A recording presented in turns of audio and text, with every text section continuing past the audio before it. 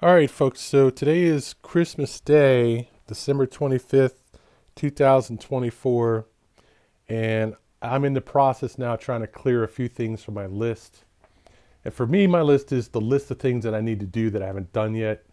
And sort of like the cork of the bottle of the things that I want to get done.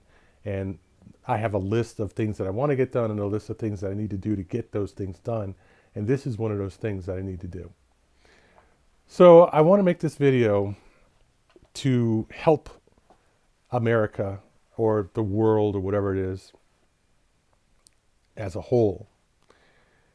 And that is to tell you the story of how I got ripped off on the internet this the last couple of months. And I might even tell the story of how I got ripped off on the internet over the last couple of years. And maybe even in the long run, the story of how I got ripped off within the last 10 years. But one thing I've learned in life, and I've learned this, I mean, fully admit the hard way, and this is, like I said, this is the painful truth that I keep having to deal with, but not deal with. I haven't been effectively dealing with it. Let's put it that way. Is to understand how the world, or at least my world, has changed in the sense of people asking things of me, promising me that they're going to do something in return. I'm not talking about criminal things or or sexual favors or anything like that. This is just normal stuff. People that I've known for a while. I mean, one of the people involved, I've known them for 20 years. People that I don't know, but I've met them in ways where I've met people that I've dealt with successfully for a long time, like Facebook Marketplace, and people that I was actually thinking about moving in with in a relationship uh, that I'd known for a couple of years, had actually lived with them, and we were thinking about, uh, let's just say, moving to some place that was conducive to both of us being happy together. And in all three situations, it involved me giving them money. Okay. In one case, it was me giving them cash. And in another case, it was me giving them $8,000 through Western Union. And in a third case, it was a matter of me giving them $25,000 through Western Union. Okay. And yeah, when I'm doing this, trust me, for years and years and years, I've seen this sign. Don't send cash via Western Union to someone unless they're friends or family. Unless you know this person, all this kind of stuff. And in two of these cases, I did know this person. I knew them very well. I knew them intimately. I knew them, I knew one of them for like a long time, 20 years. Okay. And the other case, the Facebook Marketplace case, is somebody I met through Facebook Marketplace when I was trying to buy something. It wasn't a lot of money. It wasn't a big deal. It wasn't a super complicated deal. It did involve me meeting them in some sketchy neighborhood in the middle of nowhere, but it did involve cash. And this is something that I have over the years long had a, a warning in my own head. Don't give people cash unless they are running a store or something, but you don't meet people on the internet and agree to buy something and send them cash. Okay, so I did in this case because the deal was so straightforward and so simple. I didn't really see how it was going to be a problem, even though it was setting off alarms in my head. And the longer this went on, because I asked this guy, I said, will you take PayPal or not? And he took forever to answer the question, and that was already giving me a bad feeling. But finally, after like a week, we solidified this whole thing, and he's like, "No, I don't take any PayPal. It's cash only," and so forth. And I was like, okay, well, I know this is going to go wrong. I know it was going to go wrong, but it was such a small amount of cash, and it was such a straightforward deal that I went ahead, took the extra time, got cash, and took it down to this guy. So what I was doing with him was I was buying a vehicle. Very simple thing. I took someone with me. We went to his house. I saw the vehicle, the condition of the vehicle. It wasn't in the condition it was advertised, in the sense that it was full of junk in the back, and then the engine was not quite in the condition it was advertised, and that it was missing a steering pump belt. But this guy wasn't some, hood rat, wasn't some dude covered with tattoos. He was a middle-aged guy, professional, ran his own business, and we're standing in the guy's backyard. So I said, okay, it's not what I'm quite looking for as opposed to what you promised, but I'm trying to get this transaction to complete so I can go on about my business, right? So I give him the money that he asked for the vehicle. He takes the money, goes inside the house, comes back out, and we continue to talk in a congenial manner about what it's going to take to get this thing running, and so I can get out of there with my co-driver. And so what happens is he says, okay, I've got to put this power steering belt on the vehicle, and then you can drive it out of here and everything's fine. And I said, all right, so how long is it going to take you to do that? He said, well, it's going to take me maybe a couple hours. I got to go get the proper belt and come back and put it on. And I was like, okay, I'll tell you what, we'll meet you back here in a couple hours, see where you are, okay? Now, most of you can probably see where this is going to go already, but just tell you the story, okay? So my co-driver and I was going to drive this vehicle back home. My co-driver is going to drive my car back, okay? So calls me back in a couple hours. It's getting dark outside, and he's like, oh man, it's too cold. I ended up having to go back there again to go get another. I got the wrong size belt, blah, blah, blah. Came to go back and get it again. And now it's too cold for me to put it on, And I'm making some kind of adjustment because I'm usually a later person. A lot of people around here are morning people. They're up at 5:30, 6 o'clock in the morning, get out and go to work and stuff. So I'm, letting the guy off easy because it's Friday night, 7, 8 o'clock at night. I know he's had a long day.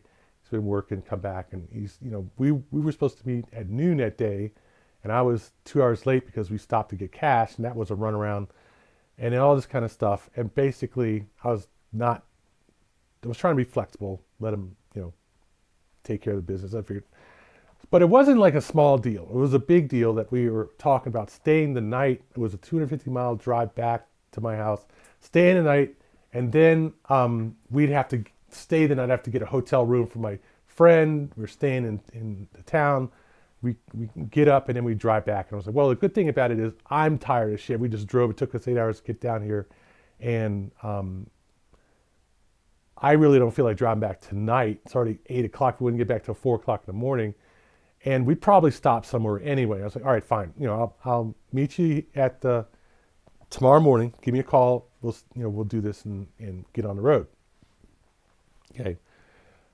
10 o'clock the next morning, he sends me a text message, says that he went to church at 10, and now he's got to go back to another house he has to deal with some squatters in his house. I want to make sure the neighborhood's safe and all this kind of stuff.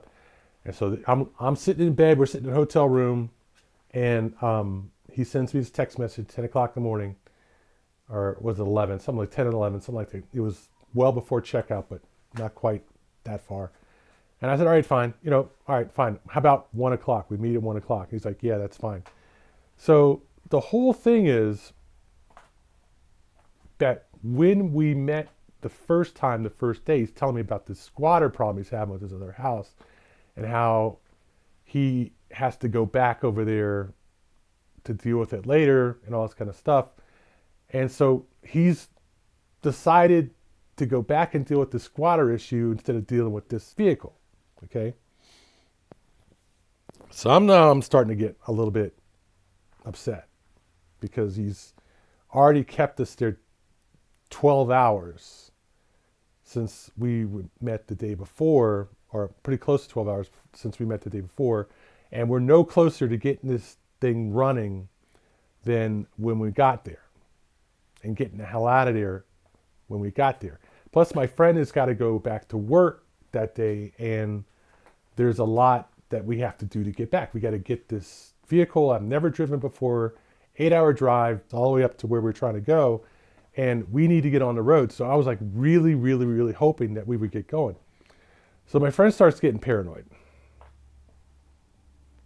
We have to go get some weed for them to calm down. That involves an hour and a half of getting weed for them to calm down. Luckily, they have a medical prescription card, but still, okay? So now I have to worry about them driving my car when they're stoned 8 hours. So we just do a whole other level of complexity on top of the problem by doing this, okay?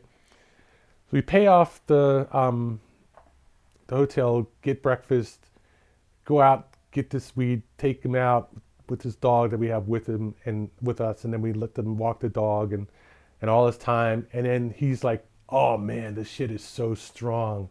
It's much stronger than I thought it would be, because the last time we got weed on the way down there, he got weed that was apparently not strong enough. He wasn't happy with that. So this time we get this stronger weed, and the weed now is driving him paranoid. He's freaking out. You know, I can't drive with him to a park because he's freaking out about being in the park. Can't drive him to a library because he's freaking out being in the library. Finally, we go to a Mexican restaurant, get something to eat, and then he can't sit down. You know, he's just running like 100 miles an hour. And so now it's like 12:30, 1 o'clock. He starts to calm down. And I'm like, okay, God, Jesus, bless it. And so I call the guy up at 1 o'clock, and I'm like, okay, what's up? And he's like, oh, I'm still over at the other house dealing with this squatter. And I was like, oh, shit. Okay. Let's just cut to the chase. Cut to the chase. I never picked up the vehicle. I never saw the guy again. Okay. I was out $1,000 cash plus the vehicle. He never gave me the title, never gave me a bill of sale, and I had to leave with this guy. We had to go. It was 3 o'clock in the afternoon. I called the cops right then before I left, because I wanted them to come out and at least talk to this guy in person about what was going on, and short of that, to just pick him up for felony fraud, and they wouldn't do it, of course, because, you know, it's a Facebook deal.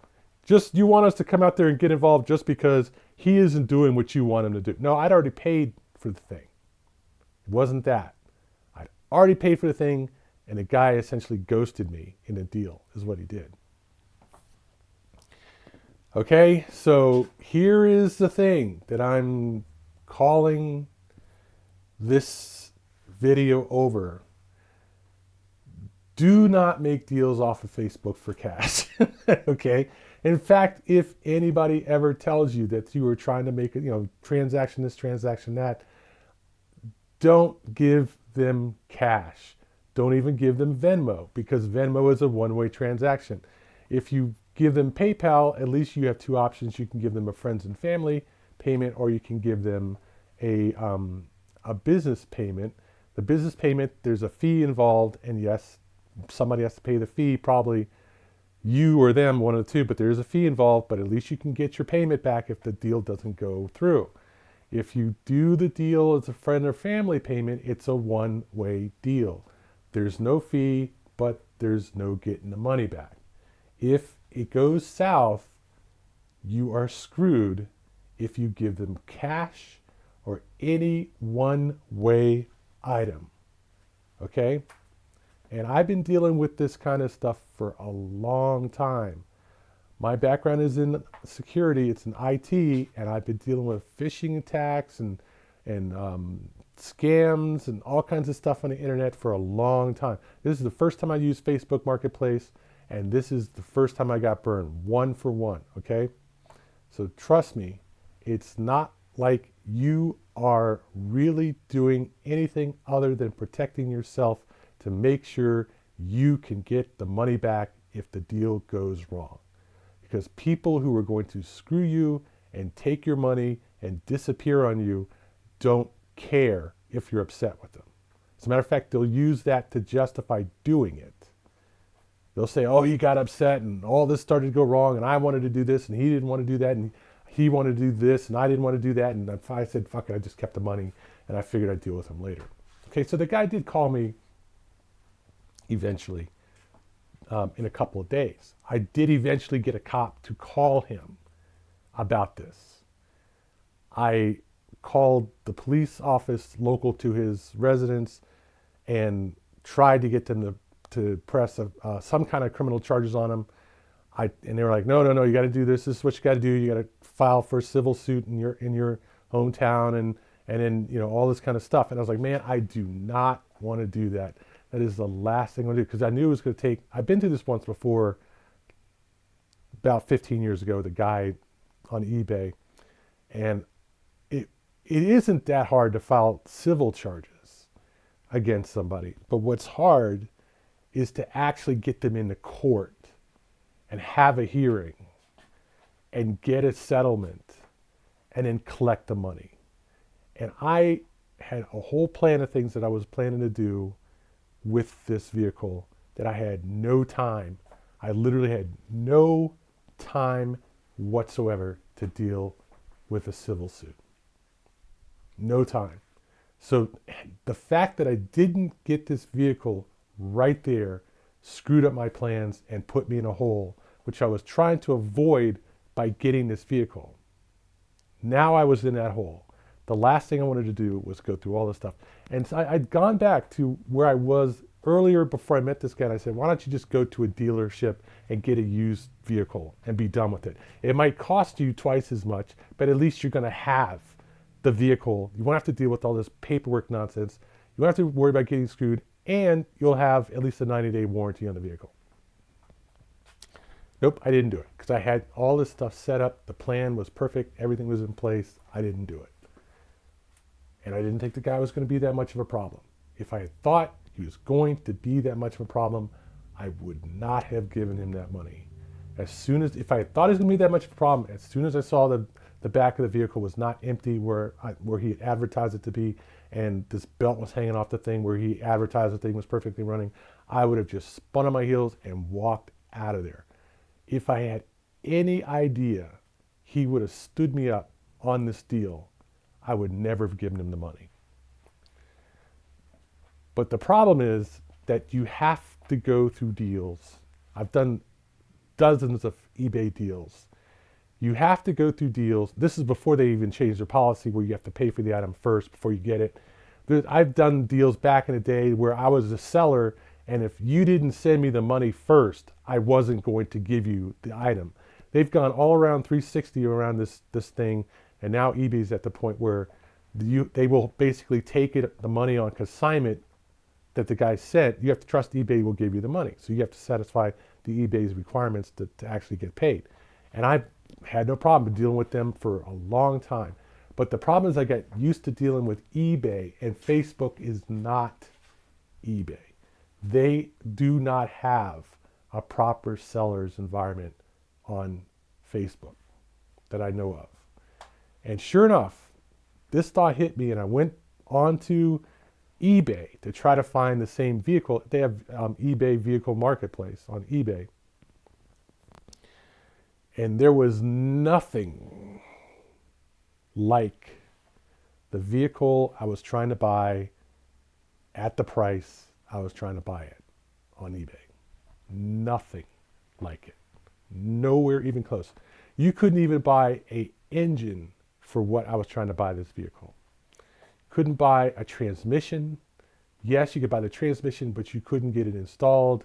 It was, say, $500 for a used transmission, and then $1,000 or $1,500 to get it put on. The vehicle, you have to cut the subframe off and do all this kind of bullshit, and you're talking about hours and hours. And the prices they were charging to change the fuel tank on the vehicle, $1,000 to change the fuel tank or change the fuel filter or whatever on the vehicle. So the one thing I realized, and I realized this kind of quickly, was that the price the guy was offering for the vehicle wasn't an alarm, and it was a red alarm, a red alert in and of itself, because it was so much lower than the market for not just almost all of the vehicles on Facebook Marketplace, but a comparable vehicle on eBay was not even close. And a dealer that I knew had this vehicle, I've seen it several times now in the last couple of months. They want like $3,000 or more. So the price, and this is another, like I said, red flag, when they want to do the deal for a price that's well below market value. Okay?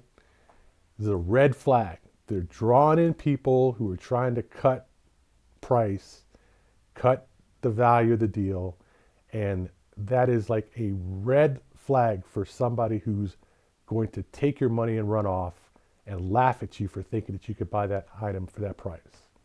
Okay? And I admit I walked straight into it because I had forgotten the risks of dealing with internet buying, having Amazon and eBay and Walmart and all these other storefronts where people are selling stuff through Amazon from a third-party store or selling stuff through eBay through a third-party store, and they can't do this kind of stuff anymore because Amazon and eBay won't have it. They will not have it. And Facebook, rarely if ever deal on Facebook. First time I've dealt on Facebook, really, and sure enough got sunk, hook in the sunk, and got sunk. So I had to go file the paperwork, and I had to wait a period of time to allow him to try to negotiate the deal with me. Of course, that didn't happen. I called him 5 or 6 times angrily, saying, I'm going to sue you, this is going to cost you a lot of money. In the long run, this is going to hurt you more, it's going to hurt me. And sure, by now, after 2 months, I've gotten used to it. I'm pretty much past it. But I'm, looking at suing this guy for quite a substantial amount of money to cover the cost that I had to pay as a result of this deal falling through. I still have to serve him, still have to bring him into court, so that's more time, But I landed on my feet, got past it. But trust me, it was not an easy thing to deal with. It wasn't like I could just casually throw this guy $1,000 and turn my back on it. It wasn't like I could casually deal with the fallout with my friend that we had to go down there and come back in 2 days instead of 1. That was something I had to deal with. And it just not having $1,000, in a sense, just not having $1,000 was also a problem. I had, took a loan for it on my credit card and paid that off. It wasn't something easy to do. Okay. But by the same token, and I will tell you this right now, by the same token, it was easier for me to deal with this than to deal with these 2 women who wanted money. And it wasn't just 2, it was actually 3, actually 4. The first 2, I was like, no, that's not going to happen. I didn't know, I barely knew them at all, but they're like, yeah, still asking me for money. I'm like, nah, that's not going to happen. Okay. The other 2, I knew what I thought was fairly well, and that was also not really a problem for me to deal with it, because I wouldn't have given them the money in the first place if I didn't want to give them the money. I really did want to give them the money. It's just that, of course, the deal, the arrangements that we made didn't hold up because women, I don't know if it's fair to say that, but still, I'm a man, they were women. And ultimately, when it comes to dealing with women, women don't do what you tell them to do. They don't do what they don't want to do. They do what they want to do, regardless of whatever kind of arrangement you have with them, whatever kind of sob story they told you to get you to give them money. That's all out the window as soon as they get it. At least these 2. Okay. And one of them I'm still good friends with. The other one I haven't talked to in about a year now. But be that as it may, I don't forget. And when you're friends with somebody if they're at all a good friend with you, it takes a little bit more than something not quite working out for you to lose that friendship. Okay? And all I will tell you is that you can be friends with somebody after they've screwed you in a deal, one way or the other, but if they don't really care about you at all and just convinced you to go along with them because you cared about them a lot more than they cared about you, then don't expect to hear from this friend ever again, okay, after this deal falls through. No matter how much you think that they're friends with you or that you can trust them, never forget that people change over time, and no matter what they tell you or how much they talk to you or what the sob story or whatever it is, they still can ghost you. And this one friend ghosted me without doubt. Okay. The other one is still like, we can still get together. We can still be friends, all this kind of stuff. But now I don't want to get involved with her again because of this. We're still friends, but we're not friends like that anymore. And the other one is, well, let's put it this way. To be honest, she was the love of my life. I'm not going to deny it. The love of my life, which was the only reason that I even helped her at all. Otherwise, I wouldn't have helped her at all. But I did, because she was the love of my life at one point. And going through this whole process, I got to know her deeper, better than I did before. And that is the only closure I have in that situation, is I learned a lot about this person by dealing with them in this way. And what I found out about this person, it didn't make me sour on them. It doesn't make me hate them. It doesn't make me mad at them. What it does make me realize is they're not the person I thought they were. They're not the caliber of person I thought they were. Okay? And sometimes that's what you need to get closure in a situation. It's not that they rejected you or that they abused you or something, but you tried it. You tried something. You tried something you'd always wanted to do with them. You tried something that you had looked forward to for most of your adult life with this person, and it didn't work. And not only did it not work, but you realized why it didn't work. And it never would have worked. And that's all you can say. You can't find out information about somebody that makes you realize that they're a bad match for you and still have them at the same time. The truth, the knowledge, the facts of someone else often are delivered in a capsule that you don't want to swallow, but you just have to really accept it and move on. And it's been like that for me. So I honestly, those two situations with those two girls was a lot more money, a whole lot more money.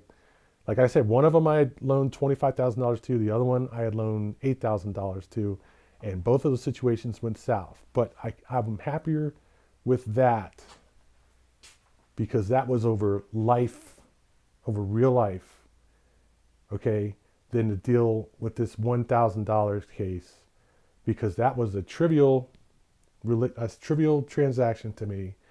And this guy took the money, shook my hand, stood in my face, talked to me.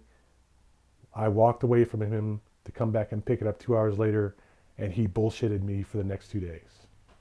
And it just leaves a burned feeling in my heart, in my soul, to think that people would do that. That they would cheat you out of $1,000. Someone they don't even know. Never said a word to them before, never had any kind of... well, that's not true. We talked the week before I went down to buy the vehicle. But out of the blue person you met on Facebook or something, and you hardly even know this person. You're just going through a simple deal, selling a vehicle. Give me the title. Here's the cash. Blah blah blah. Let's go. Right. It's supposed to be simple. No, this dude fucks me out of $1,000 because he can't find it in himself to actually deliver the vehicle after getting the cash. And to think that people have gotten that low in the world is what really bothers me. That's what really upsets me about this whole issue. And I kind of knew I needed to make this video, but I didn't want to do it. I just didn't want to get into this mode of yet again. I mean, I spent hours ranting about this. I didn't want to get into that again after I'd gotten over it and past it. But man, after seeing the shit that I've seen on the news this week about people and money and cheating and stealing and the crap that goes on in this world, I said, this Christmas, I have to do this. And so I'm doing it. Enjoy. Merry Christmas.